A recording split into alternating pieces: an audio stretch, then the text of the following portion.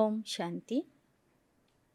ಮುರಳಿಯ ದಿನಾಂಕ 21/2/2022। मीठे बच्चे, बाप आए हैं तुम बच्चों को आप समान अशरीरी बनाने। जब तुम अशरीरी बनो तब बाप के साथ चल सको। ಮಧುರ ಮಕ್ಕಳೇ, ತಂದೆ ಬಂದಿದ್ದರೆ ಮಕ್ಕಳನ್ನು ತಮ್ಮ ಸಮಾನ ಅಶರೀರಿಯನ್ನಾಗಿ ಮಾಡಲಿಕ್ಕೆ. ಯಾವಾಗ ನೀವು ಅಶರೀರಿ ಆಗಿಬಿಡ್ತೀರಿ ಆಗ ತಂದೆಯ ಜೊತೆಗೆ ಹೋಗಬಹುದು. प्रश्न, बाप के किस फरमान पर चलने वाले निरंतर योगी बन सकते हैं? ತಂದೆಯ ಯಾವ ಆಜ್ಞೆಯಂತೆ ನಡೆಯುವಂಥ ಮಕ್ಕಳು ನಿರಂತರ ಯೋಗಿ ಆಗ್ತಾರೆ? उत्तर, बाप का पहला फरमान है कि बच्चे इस देह को तुम्हें भूलना है। इसको भूल अपने को आत्मा निश्चय करो तो बाप की याद निरंतर रहेगी। सदैव एक ही पाठ पक्का करो कि मैं आत्मा निराकारी दुनिया की रहने वाली हूँ। इससे तुम्हारा देह अहंकार खत्म हो जाएगा। बुद्धि में किसी भी देहधारी की याद न आए तो निरंतर योगी बन सकते हो। ತಂದೆಯ ಮೊದಲನೇ ಆದೇಶ ಆಗಿದೆ, ಮಕ್ಕಳೇ ಈ ದೇಹವನ್ನು ನೀವು ಮರಿಬೇಕು. ಇದನ್ನು ಮರೆತು ಆತ್ಮನಿಶ್ಚಯ ಮಾಡಿಕೊಂಡರೆ ತಂದೆಯ ನೆನಪು ನಿರಂತರವಾಗಿ ಇರುವುದು.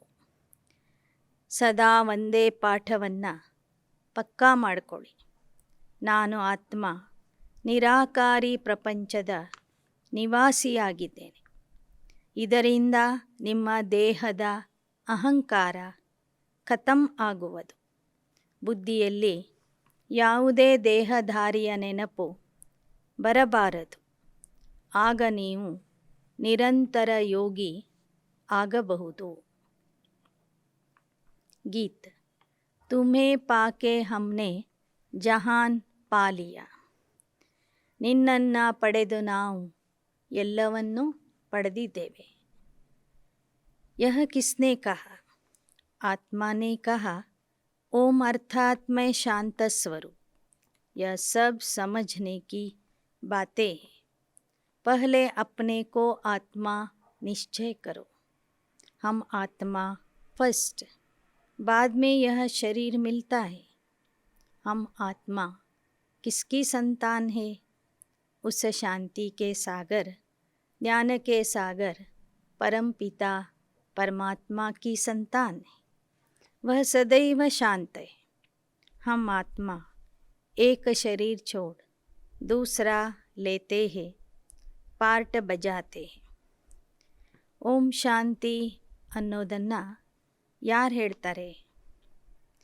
ನಾವು ಆತ್ಮ ಶಾಂತಿ ಸ್ವರೂಪ ಆಗಿದ್ದೇವೆ ಎಂದು ಆತ್ಮನಿಶ್ಚಯ ಮಾಡಿಕೊಂಡು ನಾವು ಮಕ್ಕಳು ತಂದೆಗೆ ಓಂ ಶಾಂತಿ ಅಂತ ಹೇಳ್ತೇವೆ. ಆತ್ಮಕ್ಕೆ ಪ್ರಥಮ ಸ್ಥಾನ ಇದೆ, ದೇಹಕ್ಕೆ ಎರಡನೇ ಸ್ಥಾನ ಇದೆ. ನಾವು ಆತ್ಮರು ಆ ಶಾಂತಿ ಸಾಗರ ಜ್ಞಾನಸಾಗರನ ಮಕ್ಕಳಾಗಿದ್ದೇವೆ. ಅವನು ಸದಾ ಶಾಂತಿಯ ಸಾಗರ ಆಗಿದ್ದಾನೆ. ನಾವು ಆತ್ಮರು ಸಹ ಶಾಂತಿಯ ಸ್ವರೂಪ ಆಗಿದ್ದೇವೆ.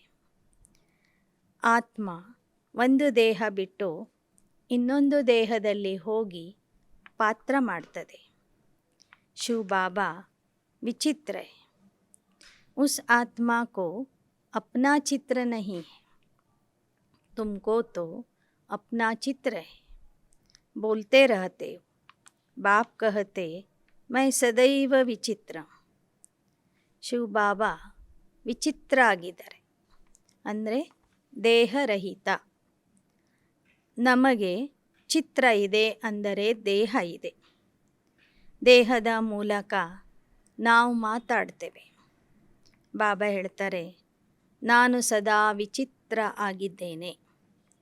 ಬ್ರಹ್ಮ ವಿಷ್ಣು ಶಂಕರ್ सूक्ष्म चित्रवान है, मैं विचित्र, तुम आत्मा है, मेरे साथ निर्वाण धाम में रहने वाली हो. बाबा जो विचित्र है वह बैठ सुनाते. ನಾನು ಸದಾ ವಿಚಿತ್ರ. ಬ್ರಹ್ಮ ವಿಷ್ಣು ಶಂಕರರು ಸೂಕ್ಷ್ಮ ಚಿತ್ರವುಳ್ಳವರು, ಸೂಕ್ಷ್ಮ ಚಿತ್ರವಾನ್ ಅಂತ ಹೇಳ್ತಾರೆ ಬಾಬಾ. ನೀವಾತ್ಮರು ಮೂಲತಃ ವಿಚಿತ್ರ. ನನ್ನ ಮನೆಯಲ್ಲಿ ಇರುವಾಗ ನೀವು ವಿಚಿತ್ರನೇ ಆಗಿದ್ರಿ. ಚಿತ್ರರಹಿತ ಅಂದರೆ ದೇಹರಹಿತ ಆತ್ಮಗಳು ನಿರ್ವಾಣಧಾಮದಲ್ಲಿ ನನ್ನ ಜೊತೆಗೆ ಇದ್ರಿ. ಈಗ ಆ ವಿಚಿತ್ರ ತಂದೆ ಬಂದು ನಮಗೆ ಜ್ಞಾನ ತಿಳಿಸ್ತಾ ಇದ್ದಾರೆ. ಬಾಪ್ ಕಹತೆ ಮುझे याद करो, यह दुखधाम है. कहते हम है पतित, परंतु हमको ऐसा पतित किसने बनाए? बाप ने तो नहीं बनाया. ಆತ್ಮರು ನಾವು ದುಃಖಧಾಮದಲ್ಲಿ ಬಂದಾಗ ತಂದೆಯನ್ನು ನೆನಪು ಮಾಡಿದ್ವಿ. ನಾವು ಪತಿತರು ಅಂತ ಹೇಳ್ಕೊಂಡ್ವಿ. ನಮ್ಮನ್ನು ಪತಿತರನ್ನಾಗಿ ಮಾಡಿದವರು ಯಾರು? ಶಿವಬಾಬಾ ನಮ್ಮನ್ನು ಪತಿತ ಮಾಡಿಲ್ಲ. बाप की महिमा करते तुम माता पिता, आपसे जो सुख घनेरे मिले हुए थे उसको सभी भारतवासी याद करते हैं. ಬಾಬಾ ಹೇಳ್ತಾರೆ, ನಿಮಗೆ ಪತಿತ ಮಾಡಿದವನು ರಾವಣ, ನಾನಲ್ಲ. ನಾನು ಪತಿತ ಮಾಡಿದ್ದೇ ಆಗಿದ್ರೆ ನೀವು ನನ್ನನ್ನು ಮಹಿಮೆ ಮಾಡ್ತಿರಲಿಲ್ಲ. ಹೇ ಪರಮಾತ್ಮ, ನೀನೇ ನಮಗೆ ತಂದೆ ತಾಯಿ. ನಿನ್ನ ಕೃಪೆಯಿಂದ ನಮಗೆ ಅಪಾರ ಸುಖ ಸಿಗುತ್ತೆ ಎಂಬ ಮಹಿಮೆ ನೀವು ಮಾಡ್ತಿರಲಿಲ್ಲ. ನಾನು ನಿಮಗೆ ಸುಖ ಕೊಟ್ಟಿರುವ ಕಾರಣ ನೀವು ಭಾರತವಾಸಿಗಳು ನನ್ನನ್ನು ನೆನಪು ಮಾಡ್ತಾ ಬಂದಿದ್ದೀರಿ.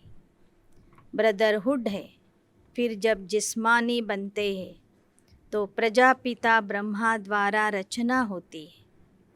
आत्मा विनाशी, परंतु ಫಾದರ್ಹುಡ್ ತೋ ನಹಿ ಕಹಿ. ಆತ್ಮಿಕ ಸಂಬಂಧದಿಂದ ನಾವೆಲ್ಲ ಆತ್ಮರು ಸೋದರರು. ಇಲ್ಲಿ ವಿಶ್ವಬಂಧುತ್ವ ಇದೆ, ಭ್ರಾತೃತ್ವ ಇದೆ. ಬ್ರಹ್ಮನ ಮಕ್ಕಳು ಅಂದಾಗ ಸೋದರ ಸೋದರಿಯರಾಗ್ತೇವೆ, ಬಂಧು ಮತ್ತು ಭಗಿನಿಯರಾಗ್ತೇವೆ. ಆದರೆ ನಾವೆಲ್ಲರೂ ತಂದೆ ಆಗೋದಿಲ್ಲ. ಸನ್ಯಾಸಿ ಲೋಗ್ ಕಹತೆ शिवोहम ततत्व, या ईश्वर सर्वव्यापी है, फिर तो सब फादर हो जाते हैं. यह तो बेकायदे हो जाए. बच्चे पुकारते हैं मुक्ति अथवा जीवन मुक्ति का वर्षा लेने के लिए. तो जब यहाँ आते हो तो अपने को आत्मा समझ बाप को याद करो, हम आत्मा है. ऐसे नहीं कि हम परमात्मा हैं. हम आत्मा है, परमात्मा के बच्चे, ब्राह्मण ब्राह्मणियाँ ब्रह्मा के बच्चे और शिव बाबा के ಪೋತ್ರೆ ठहरे. ಸನ್ಯಾಸಿಗಳು ಶಿವೋಹಂ ಅಂತ ಹೇಳ್ತಾರೆ, ಮತ್ತೊಂದು ಕಡೆ ಈಶ್ವರ ಸರ್ವವ್ಯಾಪಿ ಅಂತ ಹೇಳ್ತಾರೆ. ಇದು ತಪ್ಪಾಗಿದೆ ಅಂತ ಹೇಳ್ತಾರೆ ಬಾಬಾ.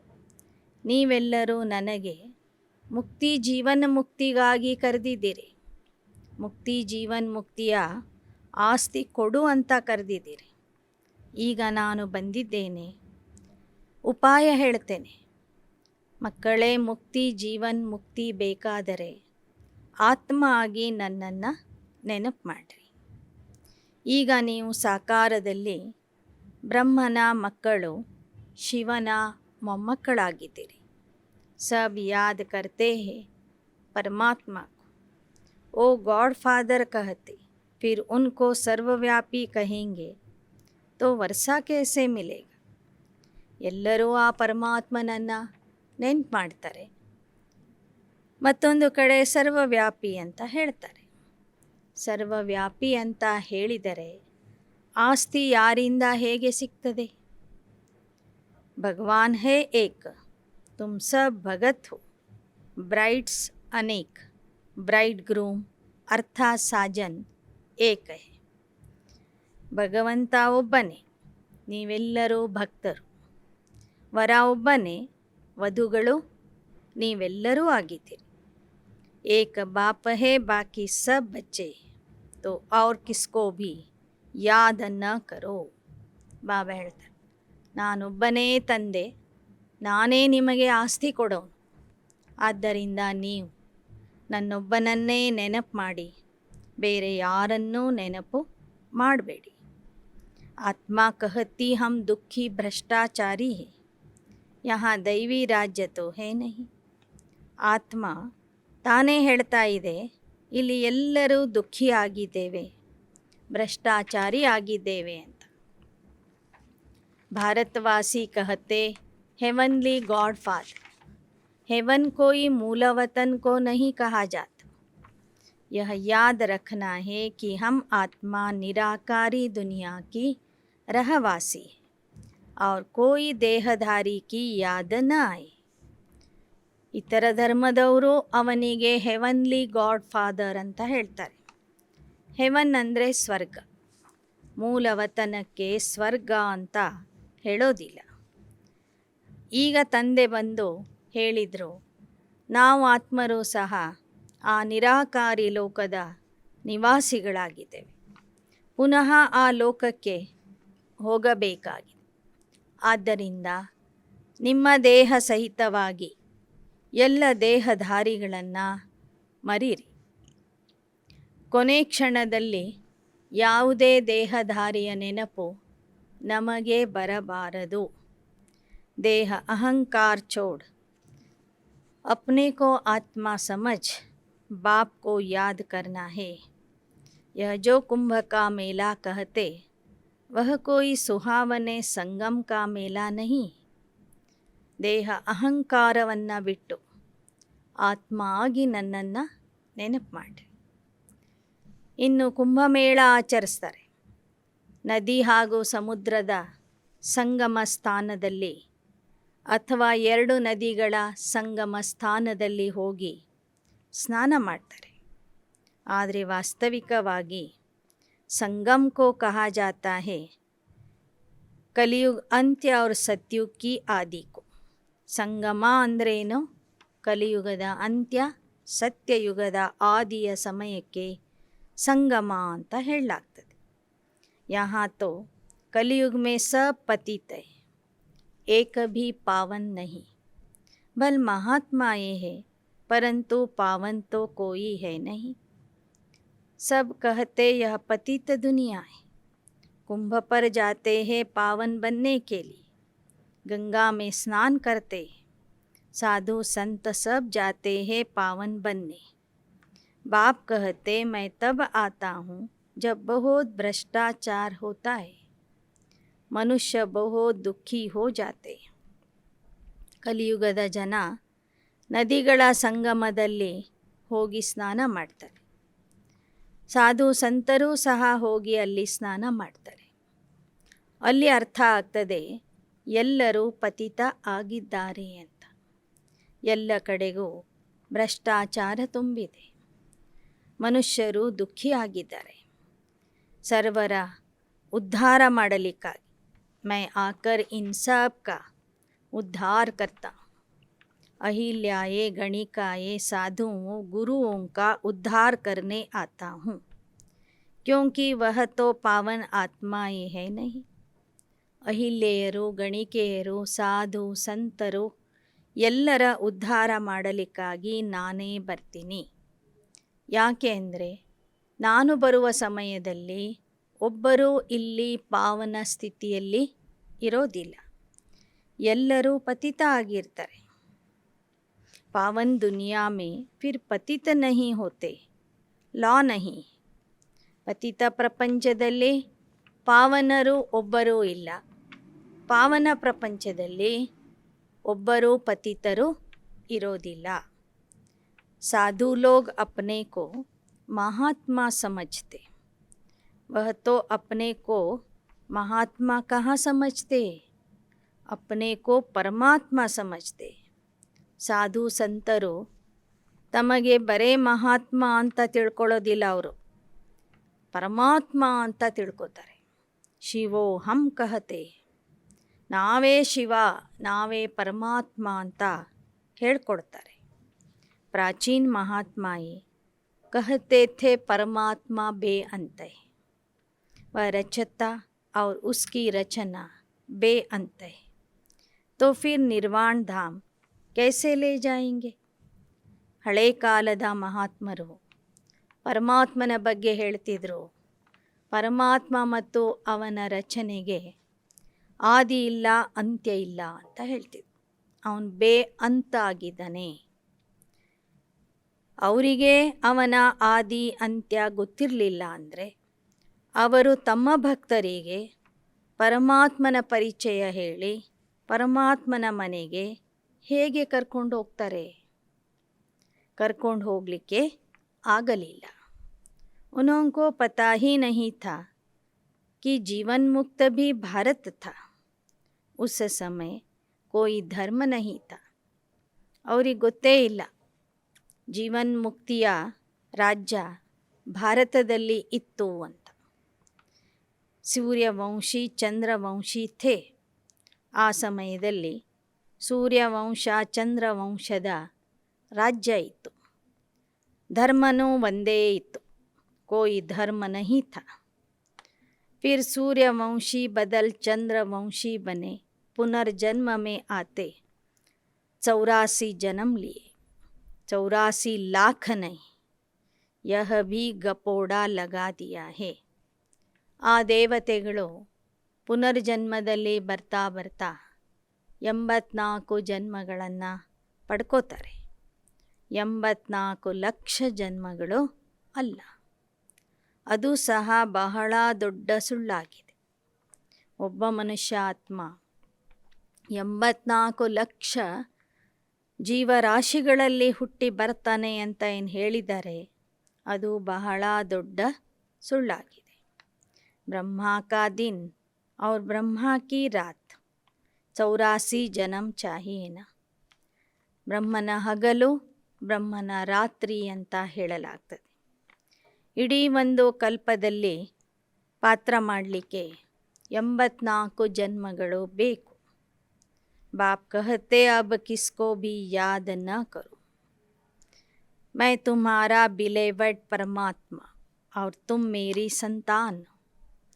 ऐसे नहीं कि सब परमात्मा के रूप है, यह इम्पॉसिबल है.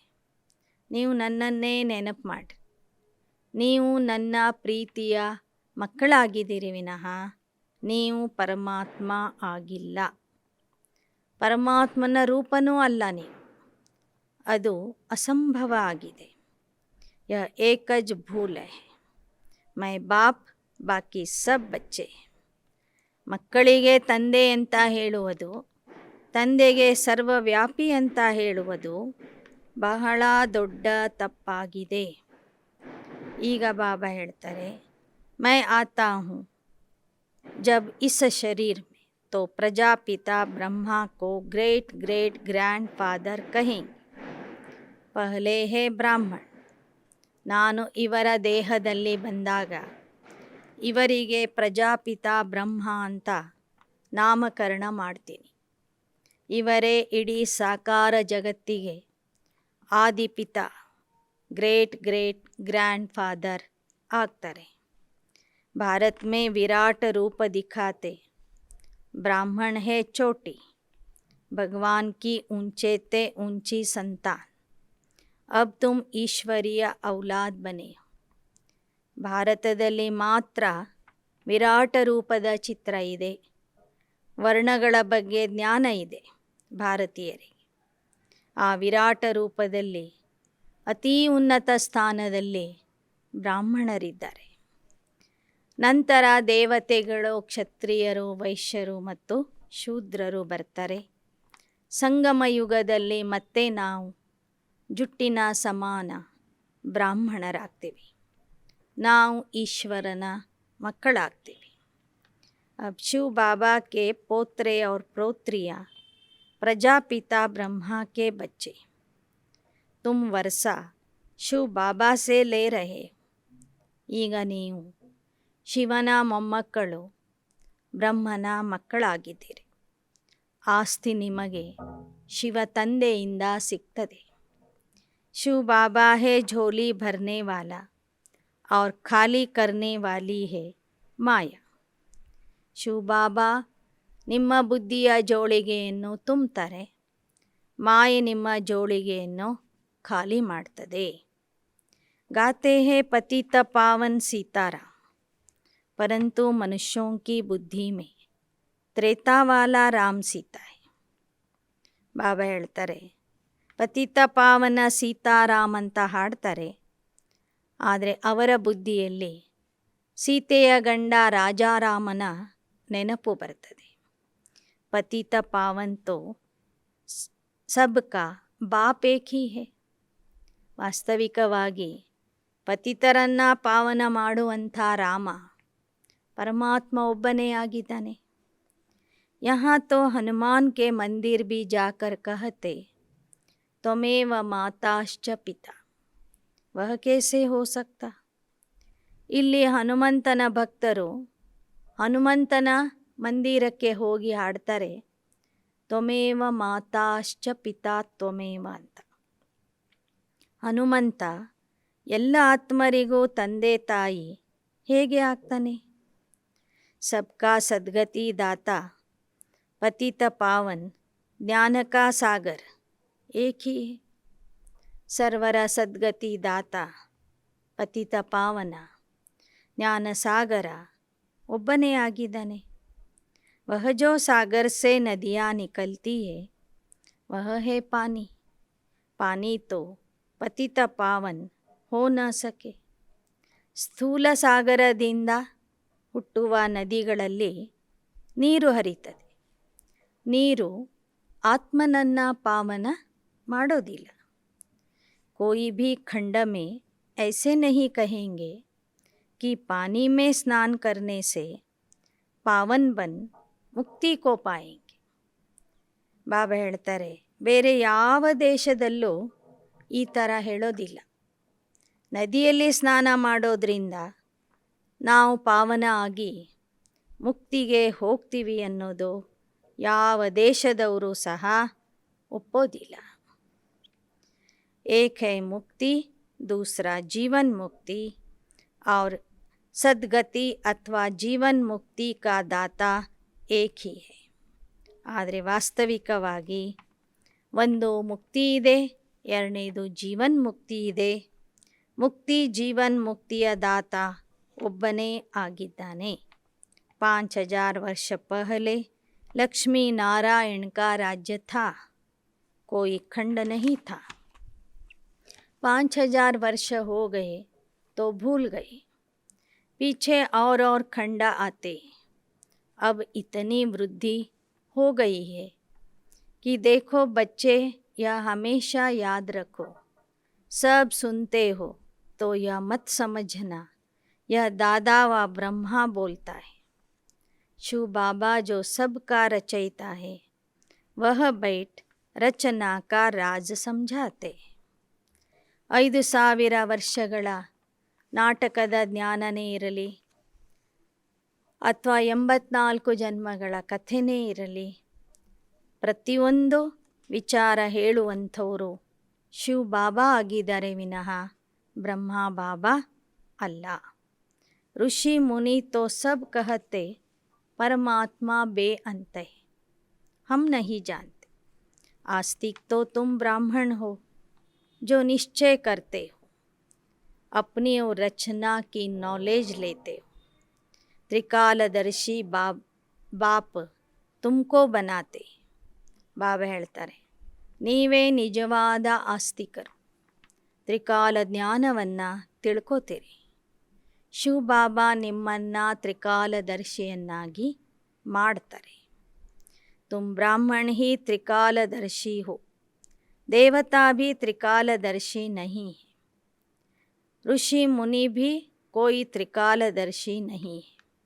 ಬಾಬಾ ಹೇಳ್ತಾರೆ, ಸಂಗಮ ಯುಗದ ನೀವು ಬ್ರಾಹ್ಮಣರು ಮಾತ್ರ ತ್ರಿಕಾಲದರ್ಶಿ ಆಗಿದ್ದೀರಿ.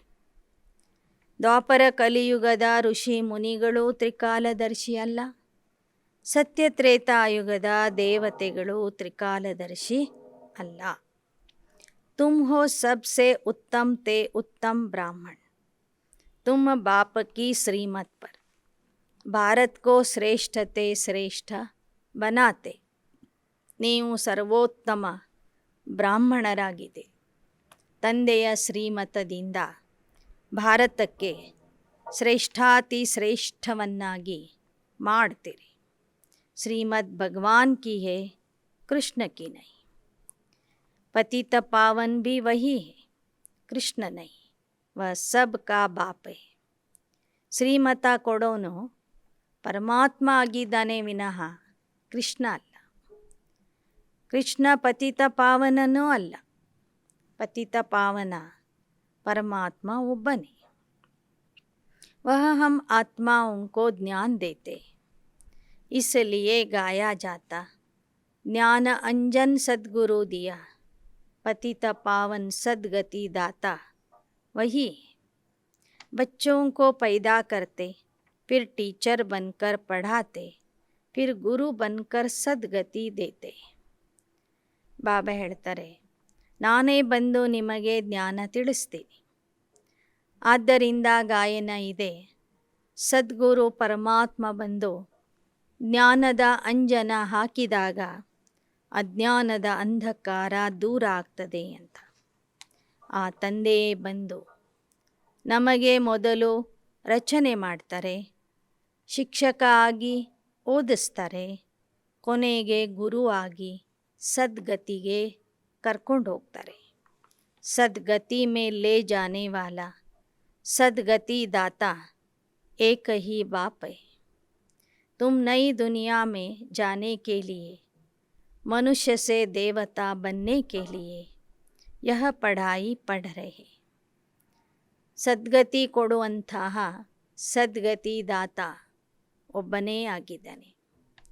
ನೀವು ಆ ಹೊಸ ಪ್ರಪಂಚಕ್ಕೆ ಹೋಗುವುದಕ್ಕಾಗಿ, ಮನುಷ್ಯರಿಂದ ದೇವತಾ ಆಗುವುದಕ್ಕಾಗಿ ಅಭ್ಯಾಸ ಮಾಡ್ತಿದ್ದೀರಿ.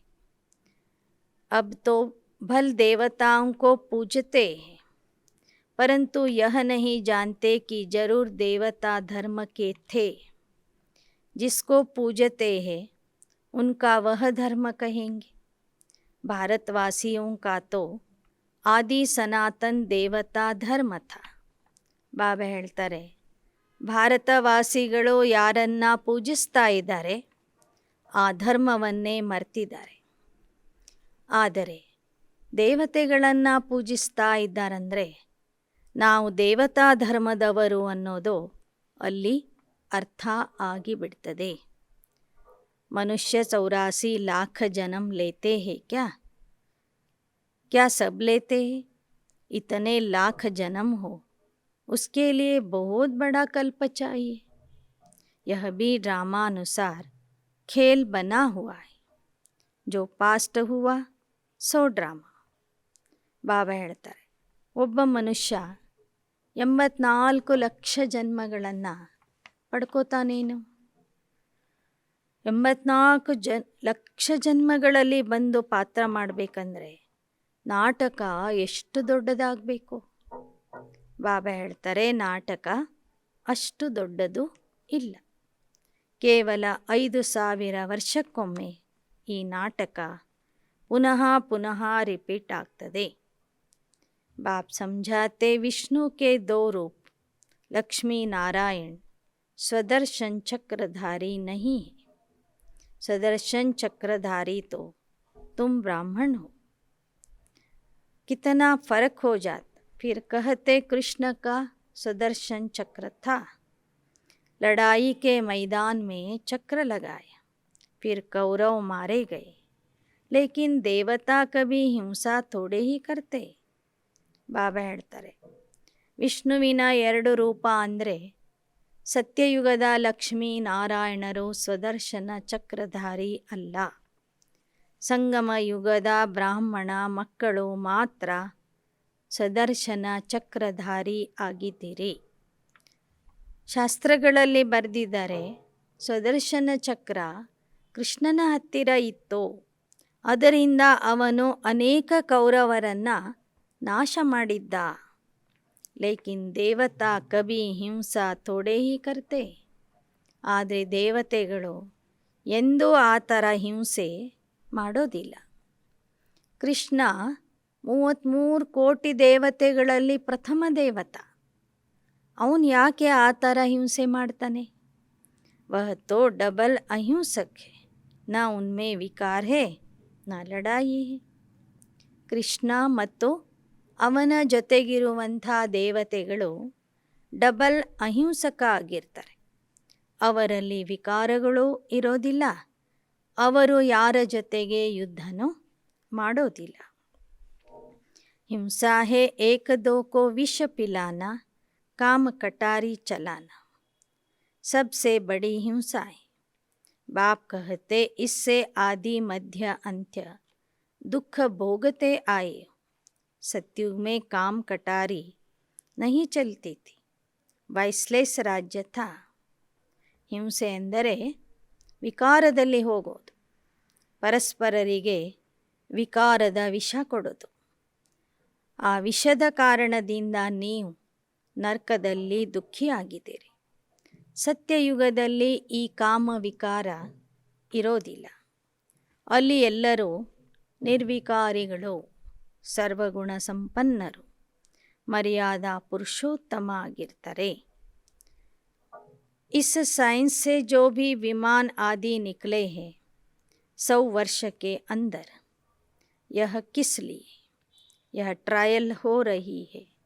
यह सब चीज़ें फिर भविष्य में काम आने वाली. ನಿಮ್ಮ ರಾಜ್ಯಕ್ಕಾಗಿ ಈ ವಿಜ್ಞಾನ ಇಷ್ಟೊಂದು ಮುಂದೆ ಬರೆದಿದೆ.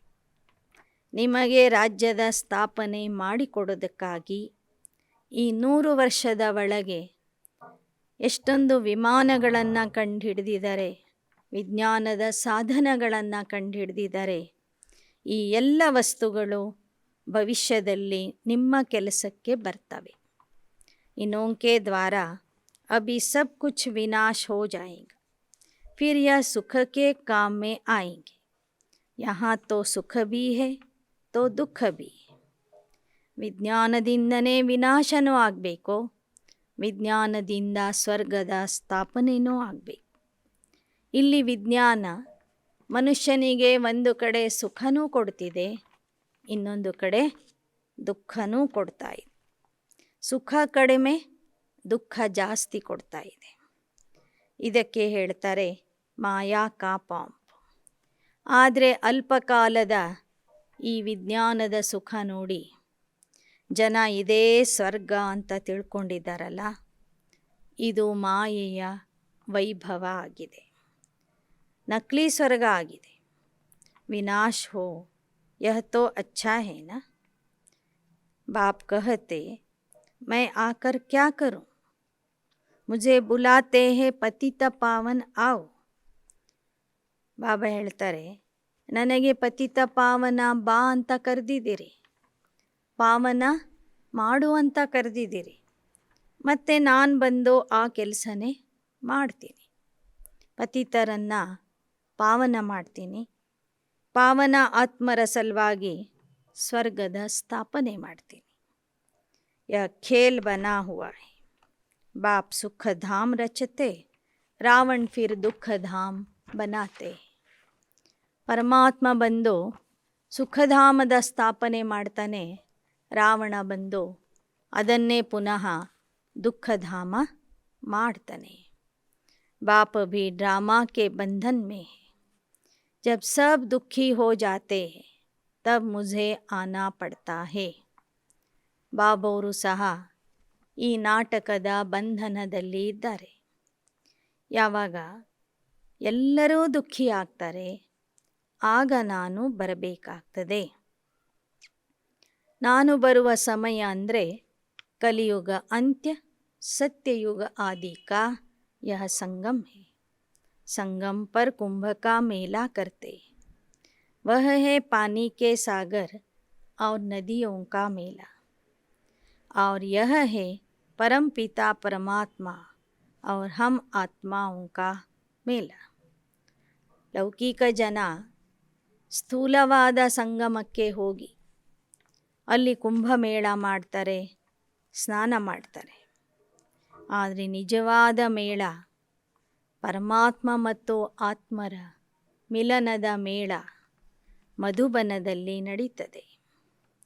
बाप कहते बच्चे मुझे नॉलेज देने के लिए तन जरूर चाहिए, नहीं तो मैं कैसे बात करूं, इसलिए मैं इनको अडॉप्ट करता.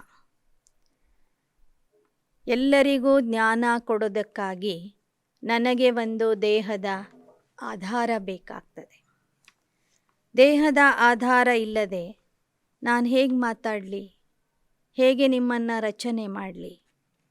ಅದಕ್ಕಾಗಿ ಇವರನ್ನು ಮೊದಲು ಅಡಾಪ್ಟ್ ಮಾಡಿಕೊಳ್ತೀನಿ. ಇವರ ಮೂಲಕ ನಿಮ್ಮನ್ನು ರಚಿಸ್ತೀನಿ. अब परमात्मा पूछते हैं मैं आऊँ कैसे? ज़रूर मुझे पतित शरीर में आना पड़ता है, यह सब सांवरे है. मुझे पतित दुनिया पतित शरीर में आना पड़ता है. ಬರೋದಾದರೆ ನಾನು ಹೇಗೆ ಬರಬೇಕು?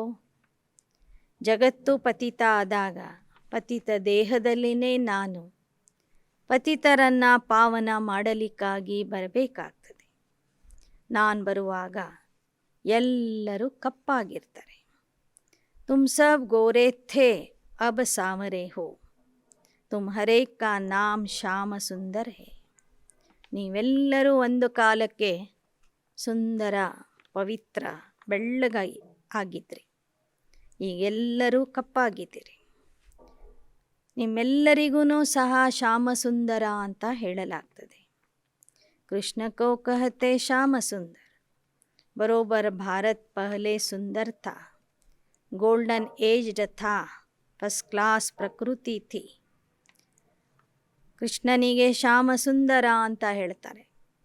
ಅವನ ರಾಜ್ಯದಲ್ಲಿ ಎಲ್ಲರೂ ಸುಂದರ ಆಗಿದ್ದರು. ಭಾರತ ಚಿನ್ನದ ದೇಶ ಆಗಿತ್ತು. ಪ್ರಕೃತಿಯೂ ಸಹ ಫಸ್ಟ್ ಕ್ಲಾಸ್ ಪವಿತ್ರ ಸತೋಪ್ರಧಾನ ಪ್ರಕೃತಿ ಇತ್ತು. ವहाँ लूले लंगड़े नहीं होते. ಕೃಷ್ಣ ಹೇ ನಂಬರ್ 1 ಶ್ಯಾಮ ಸುಂದರ. ಅಲ್ಲಿ ಕುಂಟ್ರೋ ಕುರುಡರೋ ಇರೋದಿಲ್ಲ. ಕೃಷ್ಣ ನಂಬರ್ 1 ಶ್ಯಾಮ ಸುಂದರ ಆಗಿದ್ದಾನೆ. ಅವನ ರಾಜ್ಯದಲ್ಲಿ ಎಲ್ಲರೂ ಸುಂದರ ಆಗಿರ್ತಾರೆ. ಶಿವ ಬಾಬಾ ಬ್ರಹ್ಮಾ ಕೆ ಹಿ ತನಕ ಆಧಾರ್ ಲೇಕರ್ इनको और साथ साथ तुम बच्चों को शाम से फिर सुंदर बनाते हैं.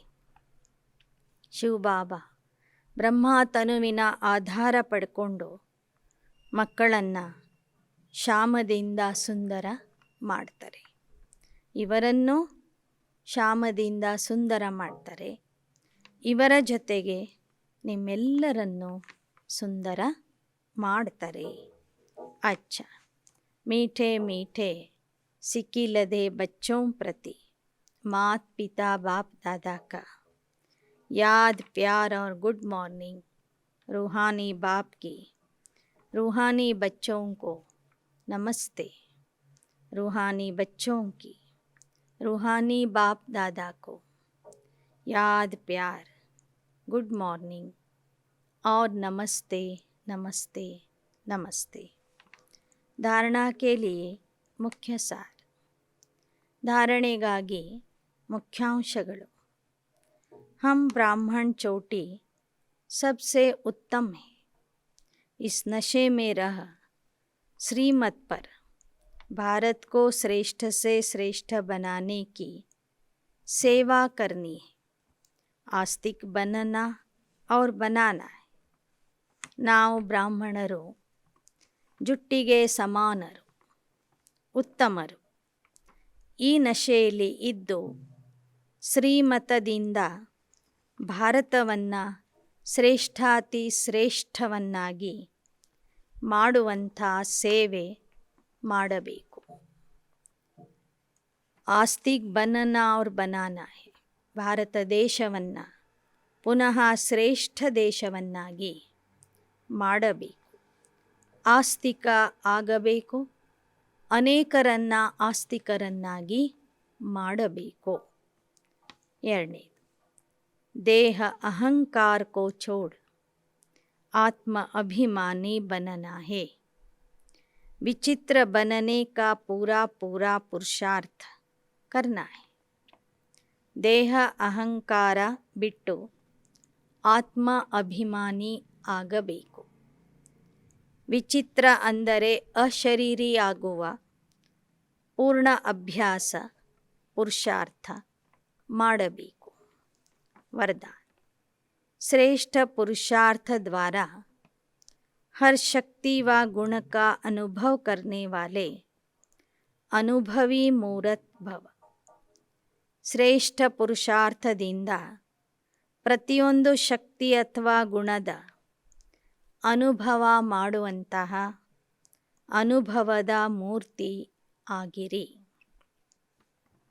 सबसे बड़ी अथॉरिटी अनुभव की है. जैसे सोचते और कहते हो कि आत्मा शांत स्वरूप सुख स्वरूप है, ऐसे एक एक गुण व शक्ति की अनुभूति करो और उन अनुभवों में खो जाओ. जब कहते हो शांत स्वरूप, तो स्वरूप में स्वयं को दूसरे को शांति की अनुभूति हो. शक्तियों का वर्णन करते हो, लेकिन शक्ति व गुण समय पर अनुभव में लाए. अनुभवी मूर्त बनना ही श्रेष्ठ पुरुषार्थ की निशानी है. तो अनुभवों को बढ़ाओ. ಎಲ್ಲಕ್ಕಿಂತಲೂ ದೊಡ್ಡ ಶಕ್ತಿಯಾಗಿದೆ ಅನುಭವದ ಶಕ್ತಿ. ಯಾವ ರೀತಿಯಲ್ಲಿ ಯೋಚನೆ ಮಾಡ್ತೀರಿ, ಹೇಳ್ತೀರಿ ನಾನು ಆತ್ಮ ಶಾಂತಿಯ ಸ್ವರೂಪ ಸುಖ ಸ್ವರೂಪ ಅಂತ ಹೇಳುವಾಗ ಆ ಗುಣ ಮತ್ತು ಶಕ್ತಿಯ ಅನುಭವ ನೀವು ಮಾಡ್ತಾ ಇರಿ, ಅನೇಕರಿಗೆ ಮಾಡಿಸ್ರಿ. ಶಾಂತ ಸ್ವರೂಪದ ವಿಚಾರ ಹೇಳುವಾಗ ನೀವು ಶಾಂತ ಸ್ವರೂಪ ಆಗ್ರಿ, ಜನರಿಗೂ ಶಾಂತಿಯ ಅನುಭವ ಮಾಡಿಸ್ರಿ. ಶಕ್ತಿಗಳ ವರ್ಣನೆ ಮಾಡುವಾಗ ನೀವು ಶಕ್ತಿ ಸ್ವರೂಪ ಆಗ್ರಿ, ಜನರಿಗೂ ಶಕ್ತಿಯ ಅನುಭವ ಮಾಡಿಸ್ರಿ. ಅನುಭವಿ ಮೂರ್ತಿ ಆಗುವುದೇ ಶ್ರೇಷ್ಠ ಪುರುಷಾರ್ಥಿಯ ಲಕ್ಷಣ ಆಗಿದೆ. ಈ ಥರ ಪ್ರತಿಯೊಂದು ಗುಣ ಅಥವಾ ಶಕ್ತಿಯ ಅನುಭವ ಮಾಡುವುದೇ ಅನುಭವದ ಮೂರ್ತಿ ಆಗುವಂಥವರ ಲಕ್ಷಣ ಆಗಿದೆ. ತೋ ಅನುಭವಂ ಕೋ ಬಡಾವೋ. ಇನ್ನು ಮುಂದೆ ನಿಮ್ಮ ಅನುಭವಗಳನ್ನು ಹೆಚ್ಚು ಮಾಡಿಕೊಳ್ಳಿ, ಹೆಚ್ಚೆಚ್ಚು ಅನುಭವಿ ಆಗ್ತಾ ಹೋಗ್ರಿ. श्लोगन, संपन्नता की अनुभूति द्वारा संतुष्ट आत्मा बनो तो अप्राप्ति का नाम निशान नहीं रहेगा. ಸಂಪನ್ನತೆಯ ಅನುಭೂತಿಯಿಂದ, ಸಂಪನ್ನತೆಯ ಅನುಭವದಿಂದ ಸಂತುಷ್ಟ ಆತ್ಮ ಆಗಿರಿ. ಆಗ ಅಪ್ರಾಪ್ತಿಯ ಹೆಸರು ಗುರ್ತು ಸಹ ಅಲ್ಲಿ ಇರೋದಿಲ್ಲ. ಅಚ್ಚಾ. ಓಂ ಶಾಂತಿ. ಓಂ ಶಾಂತಿ.